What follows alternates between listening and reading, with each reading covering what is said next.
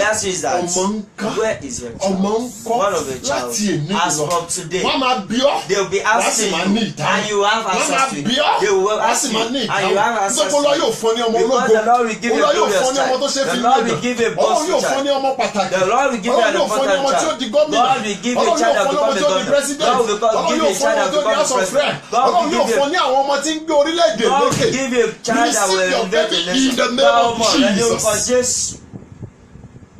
Your testimony ẹ̀rí rẹ is what enemy is after. òun ni ohun tí àwọn ọ̀tá ń lépa. Bíbélì wípé The Bible says afa ọjọ́ gùn. that the days were prolonged Gbogbo ìran and kíláàsì. all visions become A fair. lot of people have been saying ọ̀pọ̀lọpọ̀ àwọn èèyàn ló ti ń ṣe léyìí. Mo ti ń gbọ́ ọ̀pọ̀lọpọ̀ àsọtẹ́lẹ̀ from different people. láti ọ̀dọ̀ àwọn A lot èèyàn. of people, a lot of people have prophesied into my life. ọ̀pọ̀lọpọ̀ àwọn èèyàn ló ti sọ tẹ́lẹ̀ sínú But I ayé mi. did not see the ṣùgbọ́n manifestation. mi ò rí ìfarahàn It rẹ̀. is not the fault of people that prophesy into your life. Kò ń ṣe àṣìṣe àwọn tó sọ But tẹ́lẹ̀ there sínú ayé are rẹ̀. power that is moving with ṣùgbọ́n àwọn you. agbára kan wà tó There ń are bá ọ power rìn. that stand behind Àwọn you. agbára kan wà There tó are ń dúró power tì that ọ́. is following your Àwọn life. agbára kan wà tó ń That you tẹ̀lé will ayé be rẹ̀. hearing that Wípé wàá testimony, máa gbọ́ ẹ̀rí but you yìí. will not be able to share it. Ṣùgbọ́n ò ní lè You sọ will be tirẹ̀. hearing that Wàá máa prophecy, gbọ́ àsọtẹ́lẹ̀ but you yìí will not ni. be able to point of Ṣùgbọ́n ò ní lè it. But tọ́ka I sí. pray for you Ṣùgbọ́n mo today. gbàdúrà fún Every lónìí. power Gbogbo agbára assigned with your eléyìí destiny, tí a ti yàn fún that you will ìṣẹ̀dá be rẹ̀. hearing prophecy, Wípé wàá máa gbọ́ but you will not see àsọtẹ́lẹ̀. the fulfillment. Ṣùgbọ́n ò ní rí ìmúṣẹ I rẹ̀. destroy their Mo bà head. èròǹgbà wọn jẹ́.